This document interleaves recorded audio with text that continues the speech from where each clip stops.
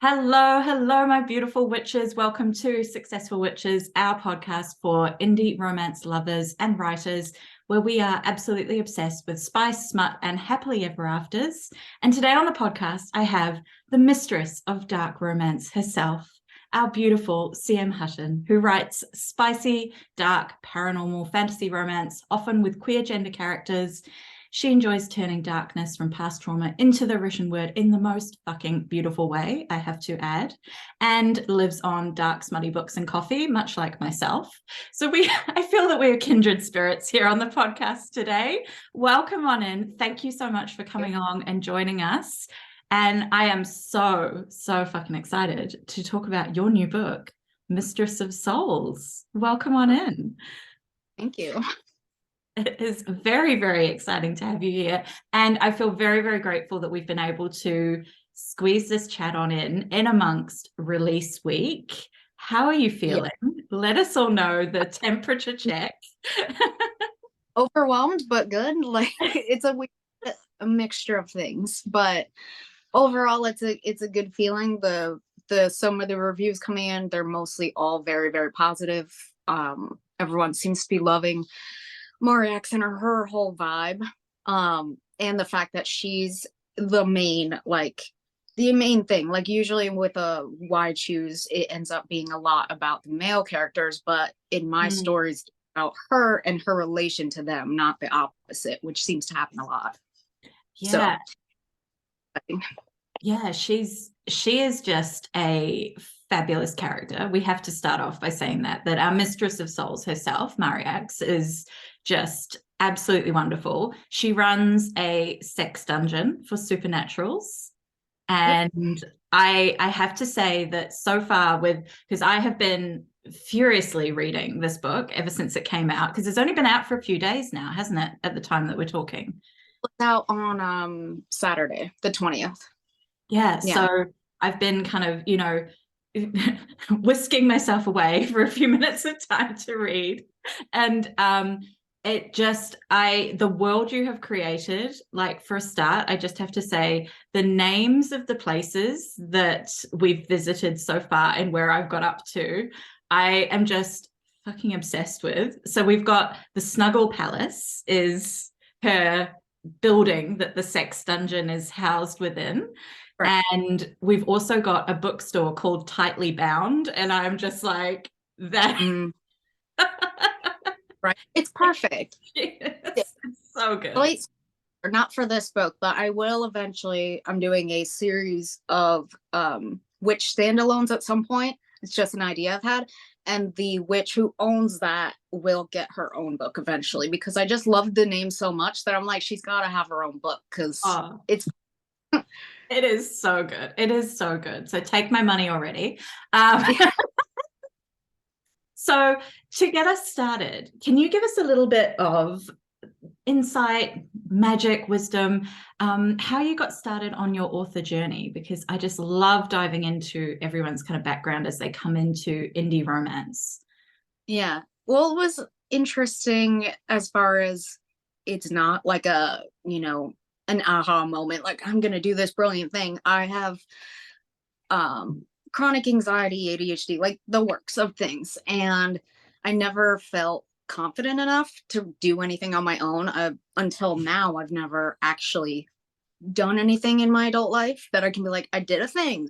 So last summer, my husband was like, why don't you just write a book? He's like, I've been telling you for years you can write a book. All you do is read. And I was like, but I can't, like, I'm not going to be like these other authors. And he's like, just try it. See, and turns out I'm pretty good at it. So yeah, I'm also a PA, and I PA'd for my own business for, it's like a year and a half now. So like I've been involved with indie books for quite a while now. And before that I was on street teams, the works. So it was just, I had fully immersed myself in the bookish world anyway, outside of just my personal life. So it felt like it was time. And once I had the confidence that it wasn't total shit, I was happy with it.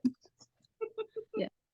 I love it. And that's such a great way to come into the world as well, because you've obviously seen it from kind of the back end, right? Like you've Yeah. seen the behind the scenes. So you probably came in with a lot more understanding of the actual process of putting a book out into the world, which in indie author life is Yeah. kind of, I don't know, for me, I find the writing, the creativity, that's the fun part. The hard part is the actual getting your book out into the world and connecting with readers and things. So Yeah. you had already kind of conquered that mountain. I mean, it's at least something that I know it's coming. You know what I mean? Like I know what it takes. Doesn't make it feel any less overwhelming when I'm doing it myself. But I'm like, it wasn't a surprise when I was like, I got to mark Mm. in here and here. Yeah. So yeah, Yeah. And you'd already seen probably the things that really resonated for you, as opposed to yeah. things that maybe felt like they weren't quite a vibe for you. And yeah. And I just have to say that the way that this book has been kind of, you know, the world you created before the book even was out is so Hmm. fucking good. Like that alone really, I think, stands testament to the fact that you had created the vibe well in advance of the book being present in the world. And I think that's so much of what we get to do as indie authors, right? Like we've got Yeah, the freedom to do it. So why yeah. not? I Yeah. will say a lot of the vibe is my own vibe. As far as like, obviously, I'm tattooed.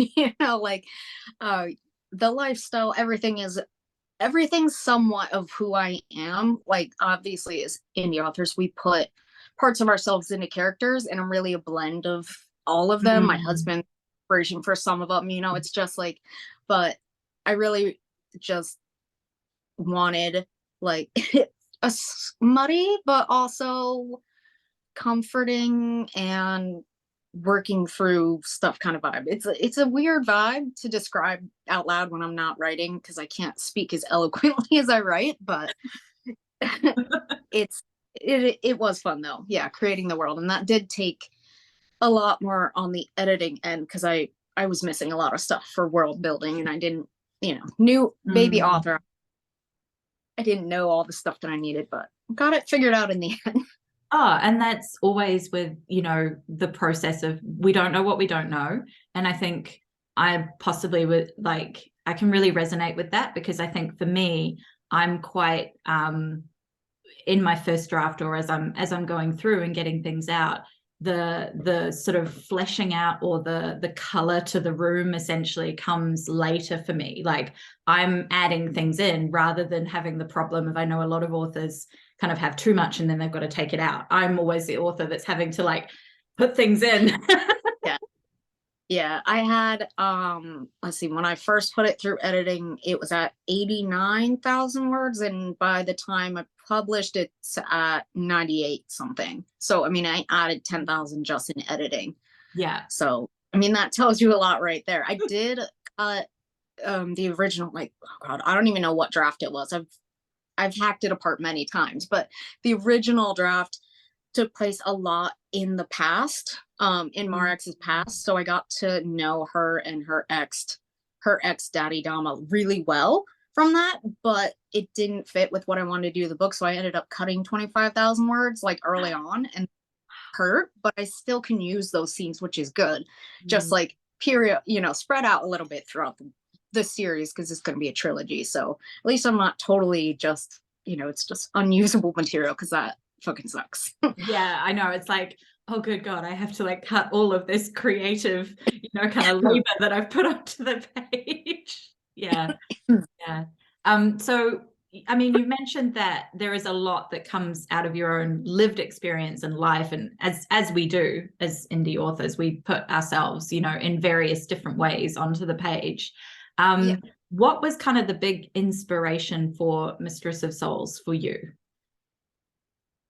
Honestly, I don't know if it was any one thing. I had a kind of a hard time figuring that out when I saw your question. It was just really my love of dark romance that, and like, I loved how dark romance authors, sorry, I drank my tea the wrong way and it's all, Don't worry, don't worry. Do you want a moment? I'm gonna cry. No. I pretty much read dark romance exclusively. I mean, not totally. But anyway, I loved how authors explore their trauma through that, and that it's so much easier to process your own trauma when you're reading something like that, Mm. because the characters is always way fucking worse. Always. You know what I mean? Especially in something like a paranormal fantasy, because it can literally be anything you can imagine that could be the issue. So Mm. that's really what inspired me wanting to do it myself, because I was like, well, I enjoy reading it, so maybe I can will enjoy writing it and getting some of my own things off my chest, which it definitely helped for sure.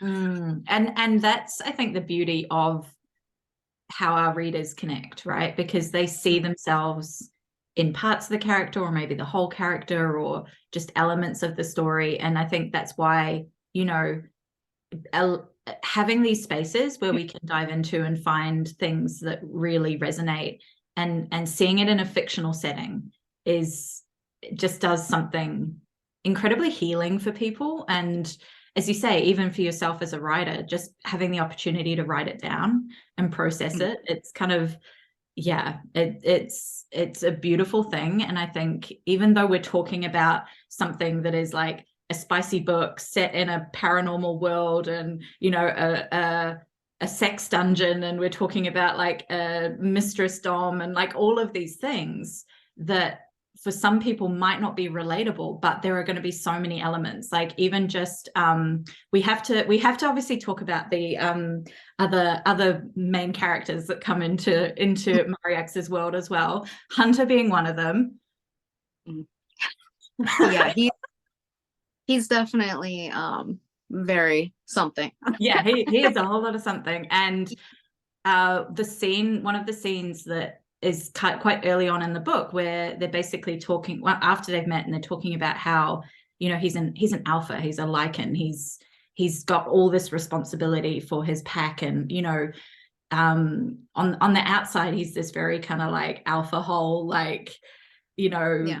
smart ass, but he carries so much responsibility. And that's what Mariax says to him, is like, I think actually you coming and being submissive will be really good for you, like letting all of that go. And as soon as she started talking about that, I was just like, I can so relate to that. Like, I've got so much on my plate. Like, Yeah.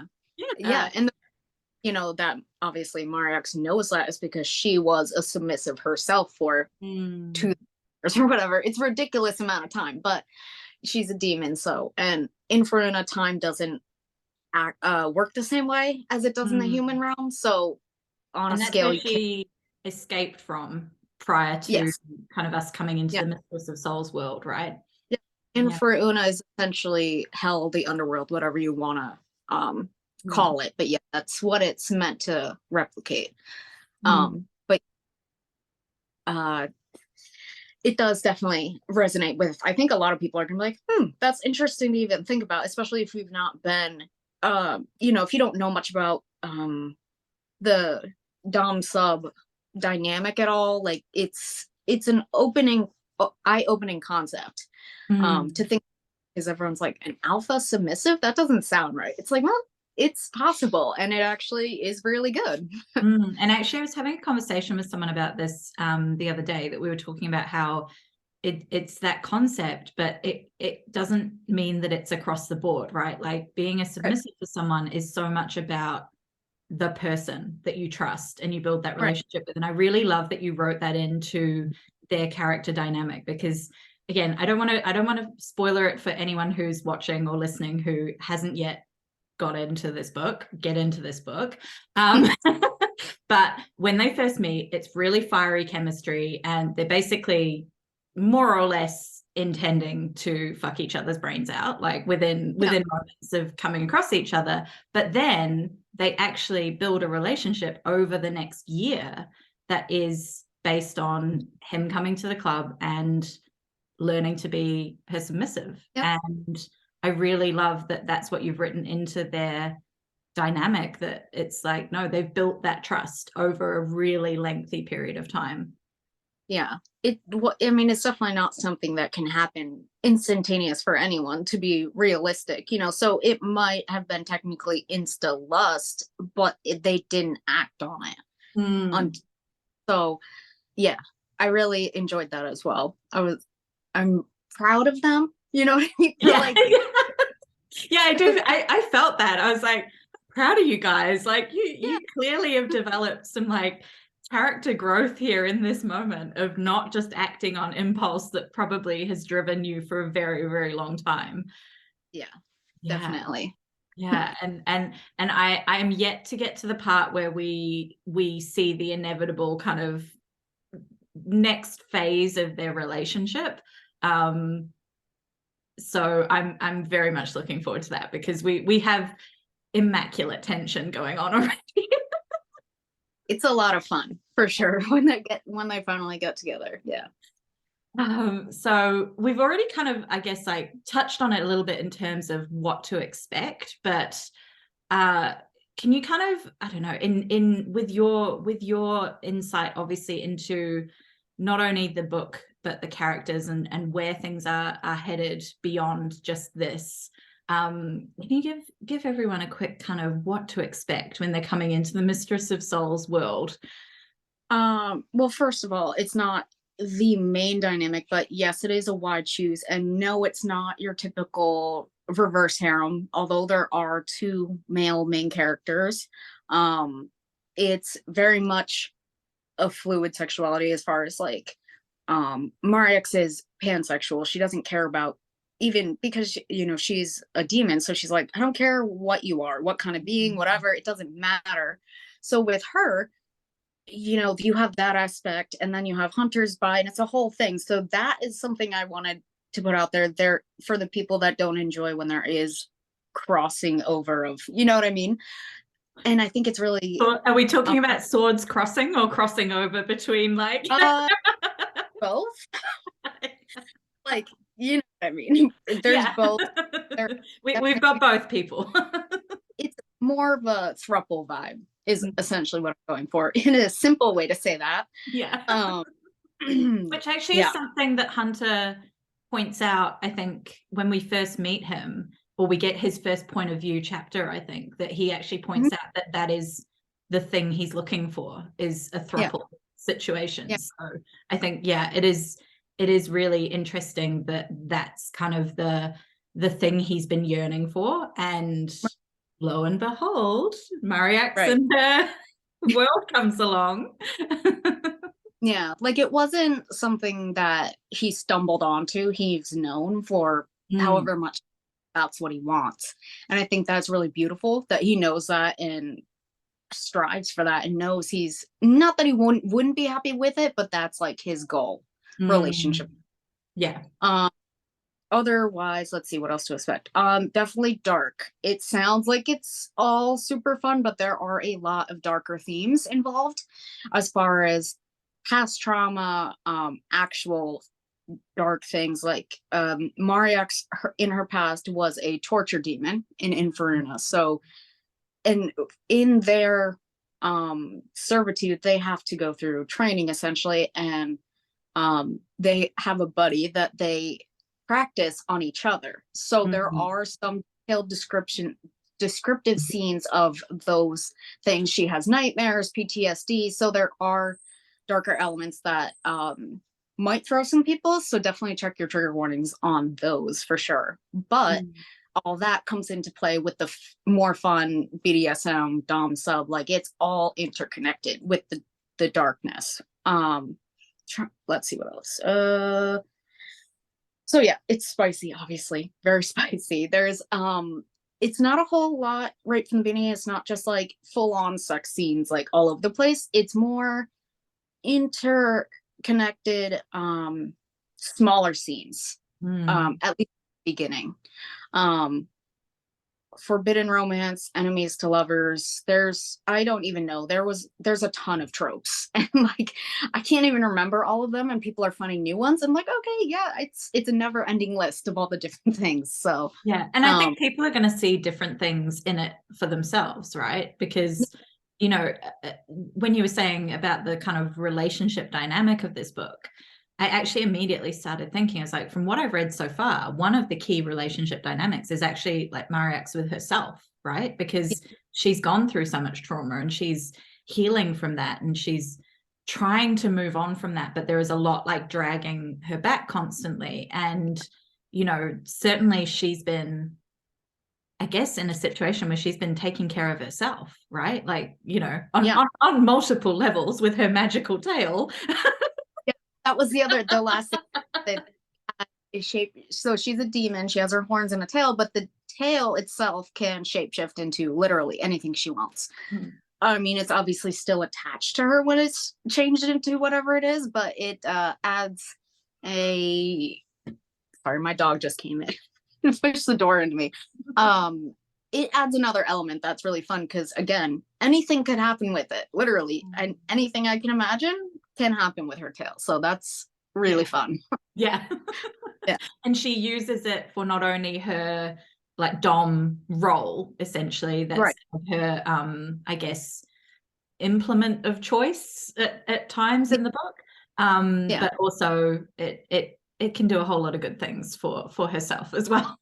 Yeah, well, and it kind of its own, like, I'm not gonna say own personality, but in the scene you mentioned when she has her meet cute with Hunter, she mentions like her tail is sometimes a grab ass when she goes out places.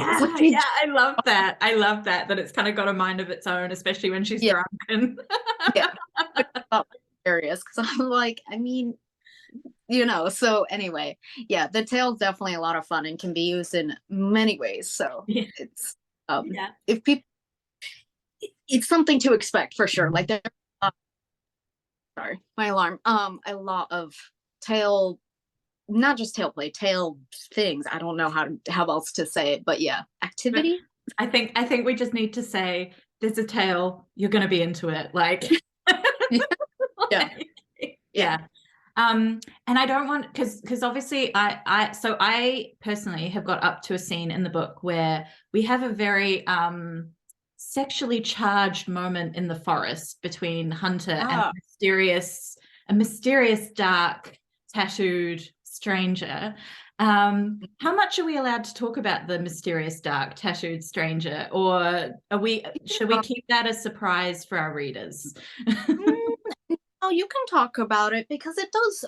I know the chapter before that definitely explains it, and when I do the cover reveal for book 2, that mysterious stranger will be on it. So yeah, I already know mysterious dark stranger is going to ruin me. Like I already know this. Yeah, we've got daddy going on, we've got tattoos, we've got hands around throats, we've got all sorts going on here. That is definitely the red flag doesn't give a fuck about anyone but his the red flag of the book. Yeah. Every other red flag falls from him. That's I love it. I love it. Yeah. I can already see that there is some really good stuff going to come, because that moment in the forest is it's very and it's interesting too because he himself, obviously he's a giant alpha hole. You have alpha hole, and so is Mariax. They're all different levels of and types of alpha holes, which is funny because you normally don't see that many strong characters together, but it definitely makes an interesting dynamic. And I think that's the cool thing, right? Is that we don't need to always see, you know, stereotypically grumpy sunshine or soft or whatever. Like we have got a really fucking strong female main character in this book, and she probably, as you say, doesn't really give a fuck who the other person is. It's like, do I trust you is the biggest thing. It's definitely a matter of trust, and like she's aware of her needs for personal safety, self-care, comfort, all that stuff that's important to her, you know. It's time for herself too. It's not just always about who she's in a relationship with. If they're getting in the way of her snuggling and reading time, that's going to be a problem for her. Like, and I can't, you know, like I get that. But I get that. Well, honestly, like this world is just addictive. I love it. As I say, I am waiting for the moment that Tightly Bound, the bookstore, exists in real life. sorry, there is a weird light coming in now. I'm gonna have a lot of fun creating that bookstore for sure, because I wanted to go into so many details, but I'm like, this is just meant to be a small scene. I can't like Yeah. really. Yeah, I love that you created like literally a location in your book that kind of was a scene stealer, you know, like, because normally we talk about how we've got side characters or whatever that can be a scene stealer. You literally have like a physical location that people are going to be drooling over. Memorable too. Like, who wouldn't want to go to a bookstore like that? It's fantastic. Yeah, I love it so much. Well, I have to just say the biggest thank you for coming and joining us in amongst your release week, in amongst your book baby going out in the world, Mariax and her delicious, gorgeous, sexy vibe. And I just want to make sure that everyone knows where they can connect with you, where they can find you, where they can get their hands on Mistress of Souls. So feel free to give us all the goods, all the places. I wrote them down because there's no way I remember all these things. Now, let's see. So right now the ebook is available on Amazon, just a regular ebook, or on KU. I'm working on the formatting and everything for the paperback, which will be on Amazon for like, you know, forever. That'll be on there. Hardbacks will always be sold through me, but right now there is I have a form to special editions. That's only going to be open until Monday. Then they have engraved pages. Like, instead of sprayed, they have an engraving on the side. So it's a quote. I'm going to do a design. It's going to be beautiful. And I'm really excited to have that unique thing too. But anyway, so sorry. Amazon for the ebook right now, and the forms in my bio for the physical copies, but eventually paperback on Amazon. Yes. And we'll link up everything in the show notes as well, so that people can easily go through to find the things. Yeah. I have an Instagram. I have a TikTok, Patreon, which has an not safe for work Mariax piece already on it. And that's the only place you can see it, because I don't want to go into internet jail anywhere. Yeah. We want to stay safe out there, people. Yeah. I mean, yeah, TikTok is already not my friend as far as explicit content. Yeah, we're just gonna do that. And I also have I'm not on Facebook a lot, but I have a Facebook group which I have a spoiler thread for, specifically for you know, Mistress of Souls, because right after it came out, I had a bunch of people like messaging me about certain things and maybe the ending, so there needed to be a place for that. Basically a place to come and scream about this book. Yeah. So we'll make sure to link that up, so that once you've gone away and read it, you can come and join the party of where to come and discuss. Yeah.